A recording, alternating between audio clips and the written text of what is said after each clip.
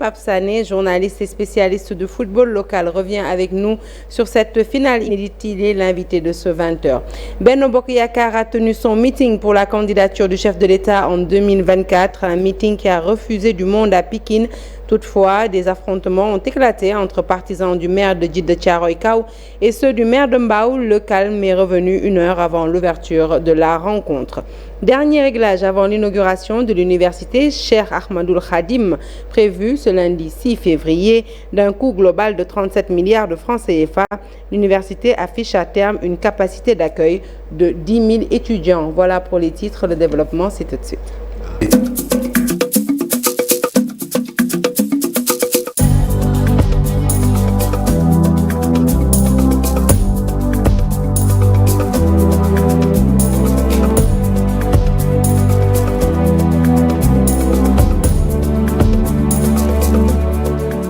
Bonsoir à toutes et à tous. Un journal que nous ouvrons tout de suite avec les Lions champions d'Afrique du CHAN.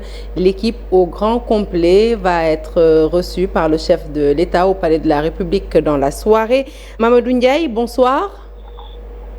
Bonsoir, Sarah Cité. Alors Mamadou, vous êtes à l'aéroport Léopold Sédar Senghor. Est-ce que l'avion affrété par le chef de l'État pour ramener nos braves Lions a foulé le tarmac de l'aéroport? Non, Sarah, l'avion n'a pas encore foulé le tarmac de l'aéroport Léopold Sédar Senghor. Actuellement, on attend. Il était prévu que l'avion atterrisse vers 19h30, mais maintenant, jusqu'à présent, ils ne sont pas encore venus. On attend jusqu'à... Ils nous disent qu'ils vont venir vers 20h, 20h30. Maintenant, on attend. Il y a un dispositif sécuritaire impressionnant de la gendarmerie nationale. On note aussi quelques supporters qui ont fait le déplacement pour venir accompagner ou bien les lions locaux au Palais de la République parce qu'ils vont être reçus par le président de la République au cours de la soirée. Merci Mamadou, nous restons avec vous dans l'espoir de peut-être vous reparler tout à l'heure avant la fin de cette édition. Nous restons toujours dans le domaine du football pour parler cette fois-ci du président de la Fédération sénégalaise de football qui a tiré un bilan naturellement positif de la participation des lions locaux, sanctionnés donc par un premier trophée dans cette compétition. Maître Augustin Senghor souligne que l'objectif qui était de bien participer a été largement atteint, même s'il souligne que le Sénégal a une expérience d'une grande équipe. Nous l'écoutons. Vraiment, ce qu'il faut retenir surtout, je pense que nous sommes dans une bonne dynamique depuis quelque temps. Mais il n'y a pas de hasard aussi à mon avis, c'est le fruit d'un travail longuement mûri, construit, rationnellement poursuivi, qui aboutit à cela. Vous le savez, il y a de cela, je pense, 4 ans, nous perdions en Égypte face à cette vaillante équipe algérienne, qui l'a été aujourd'hui encore.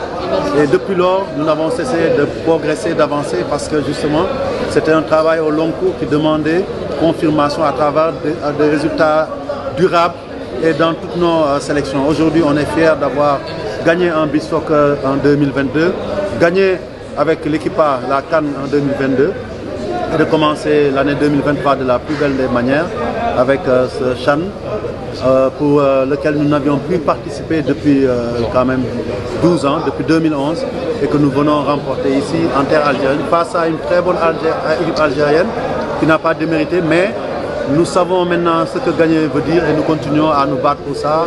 Et je pense que pour les prochaines échéances aussi, quelles que soient les catégories, le Sénégal sera présent. Vous me permettrez juste aussi de dire un mot pour l'Algérie, parce que je pense que cette organisation aussi est à magnifier. Nous avons eu une belle coupe d'Afrique, je n'ai pas eu dire Coupe du Monde parce que nous sommes dans les standards Coupe du Monde, hein, donc de beaux stades, une belle ambiance. Féliciter le public algérien. Je pense que c'est rare d'aller dans des compétitions et de voir le public algérien, le public être présent à tous les matchs, même quand l'Algérie ne joue. Le Sénégal, vainqueur de la CAN, du CHAN, de l'UFOA et de la CAN de beach soccer, nos lions sur le toit de l'Afrique. Nous en parlerons encore dans ce journal tout à l'heure avec l'invité. Je rappelle qu'il s'agit de Pape Sané. Il est journaliste mais surtout spécialiste de foot local. Il sera donc l'invité avant la fin de cette édition. À la une de l'actualité politique, le pire évité de justesse à Pikine aujourd'hui avec le meeting de Benno Bokk Yakaar qui a failli être annulé à cause des affrontements entre partisans du maire de Djiddah Thiaroye Kao et ceux du maire de Mbao. Le calme est revenu 1 heure après l'ouverture du meeting. Benno Bokk Yakaar est favorable à la candidature du chef de l'État. Les leaders ont lancé toutefois un appel au calme et à la sérénité. Le point, c'est avec Habib Faye. Des jets de pierre pour entamer le meeting de Benno Bokk Yakaar à Pikine. Les partisans de Mamadou Gueye, maire de Djiddah Thiaroye Kao, et ceux de Abdou Karim Sall, maire de Mbao, se sont affrontés dans une violente bagarre. Une situation que déplore la Cogère nationale. Ça n'a rien à voir avec l'organisation. C'est pas l'opposition, c'est pas les gens de Sonko. Les gens de Sonko vraiment ne minimisent pas la paire au tel point qu'ils viennent ici pour vraiment caillasser notre manifestation. Les gens sont venus en masse, les jeunes sont venus en masse pour se rivaliser d'ardeur. Et ça c'est positif, ce n'est pas du tout négatif. Parce que nous sommes au pouvoir. Si c'était dans l'opposition, cela peut ne pas se passer ici. Le maire de Djiddah Thiaroye Kao invite les militants à faire focus sur les réalisations du chef de l'État. Nous ne pouvons que déplorer ces incidents-là, qui parfois sont le fait d'hommes politiques en manque de notoriété. Mais aujourd'hui, personne n'a besoin de montrer sa notoriété. Aujourd'hui, personne n'a besoin de mettre au devant de la scène sa personne. Seule la personne du président compte. Seule la personne du président importe. Et pour nous, c'est ça qui compte pour nous.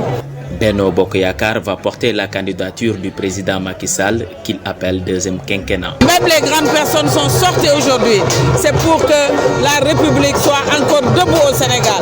Puisque nous savons qu'il y a une frange de l'opposition qui se fout pas mal de cette République. Absolument, il appartiendra aux institutions habilitées de se prononcer sur la question. Mais ce qui est sûr, c'est que la candidature du président de la République aujourd'hui constitue une demande sociale. Un autre meeting dans la banlieue pour investir son candidat Macky Sall. Benno Bokk Yakaar met les moyens et attend la validation de cette troisième candidature du chef de l'État. Le chef de l'État donc dans la banlieue aujourd'hui, il est attendu à Thiès mercredi, mais à 3 jours de sa visite, les sorties se multiplient. Des jeunes et producteurs maraîchers de la zone des Niayes sortent de leurs réserves pour étaler leurs galères. L'état défectueux de la route Diogo, Mboro, Fass Boye leur empêche de vaquer à leurs occupations. À cela s'ajoute le fait que des tonnes de produits horticoles pourrissent dans la zone à cause de manque d'infrastructures routières. Ils interpellent le chef de l'État sur la situation inquiétante dans la zone des Niayes et exigent le bitumage de la route. Reportage signé Cheikh Anta Diop et Saïda Thiar. La zone des Niayes, Diogo et environ les populations crient leur désarroi lié à l'état défectueux de l'axe routier Diogo-Mboro. Ce tronçon, long de 23 km, reste la colonne vertébrale de l'économie de la zone des Niayes, car étant une piste de production qui assure l'écoulement de toutes sortes de produits agricoles allant de Mboro à Diogo, en passant par Fass Boye et Lompoul. Monsieur le ministre, ne serait-ce que pour ces raisons, l'axe Diogo-Mboro mérite une attention particulière de votre part. À cela, il faut ajouter les milliers de passagers et véhicules qui empruntaient ce trajet, mais qui aujourd'hui l'ont boycotté. Pour ces populations, l'émergence de la zone des Niayes ne pourrait se réaliser qu'avec des infrastructures routières de très bonne qualité. L'État du Sénégal, à travers son ministère des Infrastructures, pour lui faire part de l'impérieuse nécessité de désenclaver cette zone de Diogo, grenier poumon économique de la région de Thiès. Les populations profitent aussi de l'occasion pour interpeller le ministre du Commerce, Abdou Karim Fofana. Abdou Karim Fofana a veillé rigoureusement à une meilleure prise en charge de la commercialisation des produits agricoles, car étant toujours concurrencé déloyalement par la carotte de la France et les légumes qui nous viennent quotidiennement du Maroc, pendant que le produit local pourrit chaque jour sur les marchés de Noto, Dakar, Kaolack ou Touba. Ces producteurs de la zone des Niayes comptent accueillir le chef de l'État le 8 février prochain à Thiès dans le cadre de sa tournée économique avec des pancartes et banderoles pour la satisfaction de leurs revendications. D'autres revendications, il s'agit de la subvention sur les prix des moteurs de pirogue, l'acquisition des gilets de sauvetage, des bateaux en fibre de verre. Les acteurs de la pêche regroupés au sein de la coalition des acteurs de la pêche du Sénégal, la CAPS, listent leurs attentes auprès des autorités étatiques. Ils l'ont fait savoir hier lors d'une assemblée générale d'évaluation de leurs activités, 3 ans après la création de la CAPS. À cette occasion, la CAPS en a profité pour installer ses cellules. Et pour plus de détails, je vous propose d'écouter tout de suite Boucar Diouf. Il est secrétaire général de cette formation. Nous l'écoutons au micro d'Abdoulaye Patéane. Du réchauffement climatique. Et c'est d'ailleurs ce réchauffement, entre autres facteurs, qui contribue à la rareté du poisson. Et pour la rareté du poisson, le pêcheur est tenu d'aller à des distances énormes. Et avec les aléas, n'est-ce pas, de l'activité, la pêche, le pêcheur a besoin d'être protégé. Une protection solide en commençant par les gilets de sauvetage. Le vœu des pêcheurs, c'est la performance de leur outil de travail. Et pour qu'il y ait une performance dans le cadre de la dotation de leurs outils de travail, alors les techniciens ont souhaité l'obtention, n'est-ce pas, des bateaux en fibre de verre. Les camions aussi, pour la pêche, pour les mareyeurs et autres, il est question, dans une mesure, de pouvoir faire dans le cadre de la réglementation par rapport à la conservation, d'une part, du produit halieutique, et aussi à la vente et des distances. Ils sollicitent la dotation de camions pour pouvoir faciliter cette opération. Parlons de la lutte contre le trafic de produits prohibés avec la brigade maritime des douanes de Rufisque qui a procédé ce jeudi 2 février 2023 au démantèlement d'une fabrique clandestine de produits aphrodisiaques installée dans une maison sise à la cité Taco de Rufisque. L'opération a permis de mettre la main sur une importante quantité de produits prêts à être écoulés sur le marché intérieur. La machine servant à la fabrication des 10 produits ainsi qu'un véhicule de transport de bagages ont été également saisis. L'administration des douanes appelle les populations à plus de vigilance et à la collaboration dans la lutte contre le trafic de produits prohibés dont les conséquences sont néfastes pour la santé physique et mentale. Nous poursuivons ce journal avec le chef de l'État qui a présidé, vous le savez, ce samedi à Niague, c'est dans le département de Rufisque, la cérémonie de réception de près de 1200 génisses à haut potentiel laitier. Ces génisses sont destinées aux membres de l'Association nationale pour l'intensification de la production laitière. Il est attendu d'ici 10 ans une population de vaches laitières de 5000 sujets selon le chef de l'État Macky Sall. Et c'est pour permettre à notre pays d'atteindre son autosuffisance en lait. Nous écoutons le président de la République au micro d'Abdou Diouf Diagne et d'Ahmadou Bamba Samb. Afin de porter le nombre de sujets importés de 1200 à 2500 par an et porter la subvention de 30 à 50%. Nous aurons 2500 génisses gestantes pour lesquelles l'État paiera les 50% de la valeur.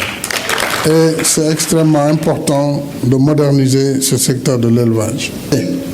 Et l'atteinte de l'objectif d'autosuffisance en lait reste tributaire d'une bonne organisation des acteurs, d'une alimentation de qualité du cheptel. Donc il faut leur donner une alimentation abondante de l'eau, si vous voulez qu'elle vous donne du lait en retour. Parce que l'élevage intensif va de pair avec la disponibilité du foncier et la production de plantes fourragères. Allez, retour au sport avec notre invité ce soir. Je vous rappelle qu'il s'agit de Monsieur Pape Sané. Il est journaliste et spécialiste de football local. Monsieur Sané, bonsoir. Bonsoir Sarah. Merci d'avoir accepté l'invitation. Félicitations pour le sacre de nos Lions. Merci. Alors, en tant qu'observateur et amateur du football local, quels étaient vos pronostics? Est-ce que vous voyez cette équipe aller aussi loin dans la compétition et soulever le trophée finalement? D'abord, Sarah, bonsoir. Permettez-moi d'abord de rendre grâce à Dieu parce que ce n'était pas gagné d'avance avec cette équipe, comme vous le dites, que personne n'a donné favori durant ce tournoi. Mais nous, membres de l'amateur du football local, on avait la certitude qu'on pouvait prendre cette coupe. Pourquoi? Parce qu'on a cru au projet de Pape Thiaw, on a cru à notre championnat local qui marche à merveille. Bien vrai que c'est un championnat qui est sous-coté. Maintenant, ça ne surprend pas de voir le Sénégal remporter le Graal devant cette équipe algérienne acquis à sa cause avec un public venu très nombreux. Donc vraiment, on ne peut que féliciter l'équipe fédérale, féliciter la Ligue professionnelle et féliciter nos joueurs, nos vaillants lions qui ont su soulever cette trophée et que personne... Parce que ça fait du mal au cœur de voir ces gosses-là prendre la coupe et il n'y avait pas d'affluence dans les rues de Dakar. Personne n'est intéressé dans cette équipe-là. Et malheureusement pour nous, c'est le Sénégal qui est honoré aujourd'hui pour être sacré champion après la Coupe d'Afrique, après le Beach Soccer, voilà la chambre. Il faut avouer que personne ne s'y attendait. Alors après la victoire, les performances, l'heure est certainement à la réflexion. Les records de performances notés lors du CHAN doivent aujourd'hui pousser les dirigeants du football à insuffler du renouveau au championnat local. Quelles doivent être selon vous les réformes à entreprendre pour rendre ce championnat plus dynamique, plus attractif? D'abord, il faudra souligner un fait parce que le football local est le parent pauvre du sport du Sénégal parce que personne ne s'y colle. Les joueurs sont laissés en Et c'est dû à quoi? C'est dû à une mauvaise politique sportive. Parce que si on prend l'exemple de l'Algérie qu'on a battu hier, ils n'ont pas assez de centres de formation. Nous, on a des centres de formation, à l'image de Génération Foot, à l'image de Djambar, à l'image de Dakar Sacré-Cœur. Et nos clubs traditionnels ont commencé à copier ce même modèle de Djambar, de Génération Foot. On peut citer Guédiawaye Football Club, on peut citer Djaraf de Dakar. C'est le même football qu'ils ont. Maintenant, c'est des joueurs qui sont prêts à évoluer dans le championnat européen dès qu'ils quittent notre championnat local. Je vous prends un exemple, Ismaïla Sarr, qui est le chouchou de l'équipe nationale A avec Sadio Mané. Il n'a pas joué au championnat national, il a été formé à Génération Foot. Une fois à Metz, il a commencé à jouer. De même que Lamine Camara qui est élu 3 fois meilleur joueur homme du match durant ce tournoi. Moi, je pense que l'État, par rapport à ces 5000 emplois ou bien 500 emplois qu'il veut créer, s'il dote les équipes de moyens, parce que les équipes ne doivent plus dépendre d'une personne. Tu pars à Tengue, il y a Babacar Ndiaye, tu pars au Djaraf, il y a Chersek. Ça doit être une entreprise qu'on doit valoriser. Maintenant, il faut aussi qu'il y ait une communication derrière. La TFM, 2S, RTS, les chaînes qui sont là, qui sont implantées au Sénégal, doivent commencer aussi à vendre l'image du football local. Mais malheureusement pour nous, les week-ends, on nous propose d'autres championnats, alors que notre championnat qui est tellement sous-coté n'a rien à envier au championnat du Soudan, de la Tanzanie, du Maroc. Et pourtant, nos joueurs émigrent vers ces championnats-là. On a vu notre meilleur défenseur, Ousmane Diouf, qui a signé un contrat de 140 millions au Soudan, parce qu'ici, il n'y a pas de retombées. Nos joueurs ont des maigres salaires. Heureusement pour nous que le chef de l'État va les recevoir incessamment.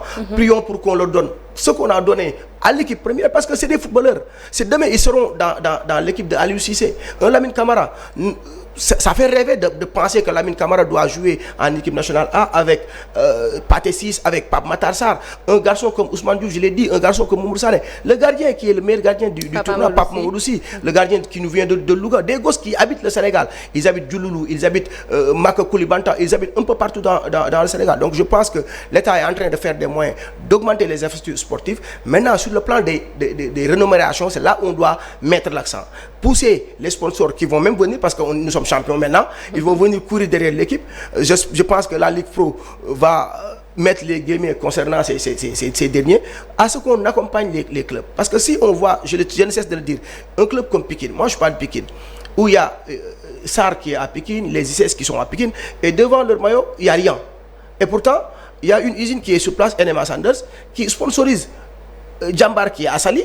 Et Pikine, l'usine est dans la ville de Pikine et Pikine n'a pas de sponsor. Donc c'est ça le paradoxe dans le football. Mais vraiment, c'est des gosses qu'on doit vraiment attribuer beaucoup de considération. C'est un football qui est surcoté, mais c'est un football qui va très très bien. On a un très bon niveau et c'est l'occasion même de saluer, de remercier la direction technique nationale, de remercier la Ligue Pro et la Fédération par rapport à la formation des entraîneurs, parce que Pape Thiaw, ce qu'il a réussi, c'est quelque chose de gros. Parce qu'Aliou Cissé l'a réussi avec ce qu'on appelle dans le milieu du sport, dans le milieu du football, le gegging pressing, que les Allemands l'appellent comme ça, c'est le contre-pressing. Aliou Cissé avait un indice de 2,1 voire 2,6 durant la Coupe d'Afrique. C'est quoi le gegging pressing? C'est avoir un projet de récupération quand l'équipe adverse a le ballon, les harceler, récupérer le ballon et leur faire mal. Pape Thiaw l'a fait, il l'a bien réussi. Maintenant, espérons que ce CHAN, la Coupe UFOA qui va venir avec les U20 en Égypte, où le Sénégal va participer, avec les U17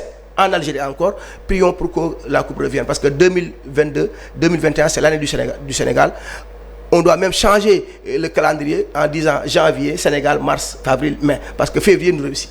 Février nous réussit absolument, puisque nous fêtons l'an 1 du triomphe à la CAN de l'année dernière. Eh bien, vous avez toqué à la bonne porte, vous vous êtes exprimé sur la télévision Futur Média, et on espère que votre appel sera entendu par les dirigeants du football sénégalais et l'État du Sénégal. Merci beaucoup, Monsieur Sané, d'avoir été notre invité. Nous poursuivons ce journal, cette fois-ci direction Touba, pour parler des derniers réglages avant l'inauguration prévue demain, lundi 6 février, de l'université Cheikh Ahmadoul Khadim. En visite de chantier, le maire et le promoteur d'une partie du projet présentent quelques réalisations évaluées à près de 10 milliards de francs CFA. D'un coût global de 37 milliards, l'université Cheikh Ahmadoul Khadim, dans la première phase, pourra accueillir près de 1200 apprenants et plus de 10 000 à terme. Le reportage est signé Pape Balagay et Talassam. Des bâtiments imposants à 3 niveaux ornent le décor dans l'université Cheikh Ahmadoul Khadim de Touba, tous aux normes internationales, abritant des UFR, un amphithéâtre de 1500 places, restaurant entre autres réalisé par la compagnie Touba Matériaux sous la direction d'Abdullah Hadka. Ce sont ces UFR, composés de 5 bâtiments similaires. Le bâtiment central appelé Majalis, grand modèle, l'amphithéâtre de 1500 places, le rectorat, le restaurant pour les enseignements universitaires. L'amphithéâtre de 1500 places fait partie des plus grands ouvrages de l'université Cheikh Ahmadoul Khadim. L'université Cheikh Ahmadoul Khadim de Touba, d'un coût global de 37 milliards de francs CFA, Touba Matériaux a bénéficié de près de 10 milliards pour la réalisation d'une partie du projet entamé depuis 2018, date de la pose de la première pierre. Touba Matériaux, peut-être 9 milliards. De 9 à 10, mais Touba Matériaux, peut-être 9 milliards. Nos réalisations sont évaluées à 9-10 milliards de francs CFA dans la première phase. Dans le cadre des travaux, les grosses œuvres ont été achevées, de même que les secondes œuvres, les lots techniques, la vidéosurveillance, tout a été réceptionné.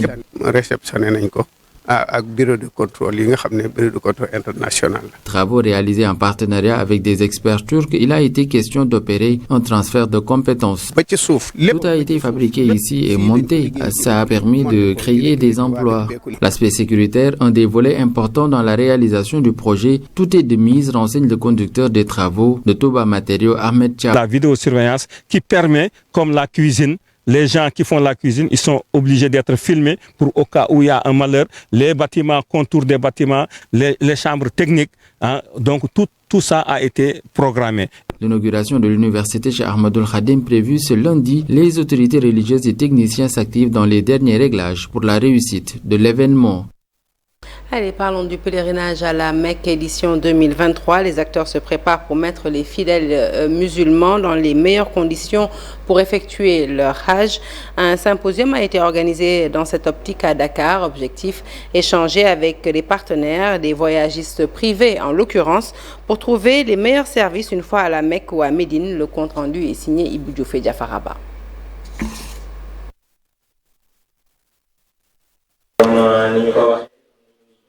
Une tribune, lieu d'échange entre acteurs engagés dans l'organisation du Hajj. Objectif, offrir aux pèlerins une quiétude incomparable et un accueil chaleureux au lieu saint de l'islam. L'initiative nous vient de nos partenaires de l'extérieur. Voilà, dans ce sens, je dirais que ça peut beaucoup aider, comme on a dit tantôt, les problèmes d'hébergement que nous avons, que nous voyons de temps en temps. Si toutefois, eux, ils viennent vers nous pour nous faire part de tout ce qui tourne autour du Hajj, cela va faciliter la chose pour que les Sénégalais puissent, avant même d'y aller, de savoir avec qui traiter, avec qui parler, avec qui conclure. Et pour ce faire, il faut d'abord parfaitement comprendre les besoins des fidèles pèlerins avant et après le Hajj et l'Umrah. Nous, en tant que voyagistes privés, notre principal objectif est de mettre nos pèlerins dans les meilleures conditions. Et pour ce faire, nous sommes constamment à la recherche des meilleurs services. Les pèlerins ont besoin d'un cadre adéquat le temps de leur séjour en Terre Sainte, ce qui pose parfois des manquements dans l'organisation. En 2022, on a vécu la hausse des prix par rapport au prix du billet d'avion, par rapport au prix élevé des logements.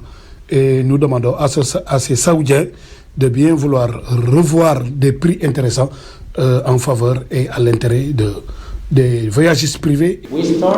Nous avons choisi d'être au Sénégal pour rencontrer et discuter avec tous les acteurs qui sont impliqués dans l'organisation du Hajj. Je pense que c'est très important. Nous sommes présents dans beaucoup de pays dans le monde et tout ce qui nous intéresse est de travailler pour mettre tous ces pèlerins dans des conditions favorables. Comment prendre les devants pour trouver et proposer aux pèlerins des services de qualité pour un meilleur Hajj et Umrah? Ces voyagistes privés, en collaboration avec Bourak United et El Oraya Travel, engagent la réflexion pour le bonheur des Oudjadj sénégalais et le tout sous le contrôle de la délégation générale au pèlerinage. Le mouvement Solution by Spirituality se dit inquiet de la dépravation des mœurs et des changements climatiques face à la presse. Ses membres qui procédaient au lancement de leur projet Horizon 2026 veulent investir sur les plus jeunes pour espérer un avenir meilleur. Il s'agira de mener des actions de formation et de sensibilisation. Ce mouvement prône la spiritualité agissante face aux crises multiformes. Nous écoutons le secrétaire général du mouvement. Il s'appelle Ousmane Gueye. Il s'exprime au micro d'Al-Hassan Ba. L'objectif de cette rencontre d'aujourd'hui est de lancer les projets, mais aussi de remobiliser les membres du mouvement Solution by Spiritualité autour de son idéologie qui est une idéologie de spiritualité agissante. C'est-à-dire une spiritualité qui nous invite à l'action effective pour résoudre les problèmes qui gangrènent aujourd'hui l'humanité tout entière. Vous savez, quand on parle de changement climatique, on parle de l'environnement. On l'a dit, on a beau organiser aujourd'hui des COP, mais on voit toujours que les problèmes persistent. Et pour nous, le problème majeur, c'est la valeur humaine. C'est-à-dire que si l'homme, l'acteur de ces propositions de solutions pour l'environnement, n'est pas bien préparé de manière spirituelle selon nous, parce que c'est la valeur humaine qui fait que l'acteur sache quelle est sa responsabilité envers cet environnement-là, pour que dans l'action, en tant que tel, il soit à la hauteur de ce que Dieu a décidé de lui. Parce que nous sommes ses représentants, c'est comme ça qu'on le dit dans la religion, nous sommes ces gens-là qui doivent préserver cet environnement. Et quand on dit qu'on a posé des projets dans ce secteur environnemental et qu'on retourne vers notre idéologie première, qui est la préparation de l'homme, on sait qu'on a pris carrément en compte le secteur de l'environnement et les changements climatiques. Et puis la jeunesse à l'école de la monétique bancaire, le groupement interbancaire monétique de l'UEMOA outille des jeunes pour le développement de leur activité. Cela se passe dans le cadre d'un programme élargi dans la sous-région. Le lancement s'est déroulé à Dakar à l'occasion de la cérémonie d'investiture de la présidente de la Jeune Chambre internationale Dakar Alliance. Nous écoutons Mina Yenyan Koulibaly, directeur général du GIM UEMOA. Ses propos sont recueillis par Diafaraba. Dans le cadre de la mise en œuvre de ce thème, la première activité qui est de constituer une académie en vue de former 20 jeunes dans un parcours où ces jeunes vont trouver une opportunité autour de l'inclusion financière.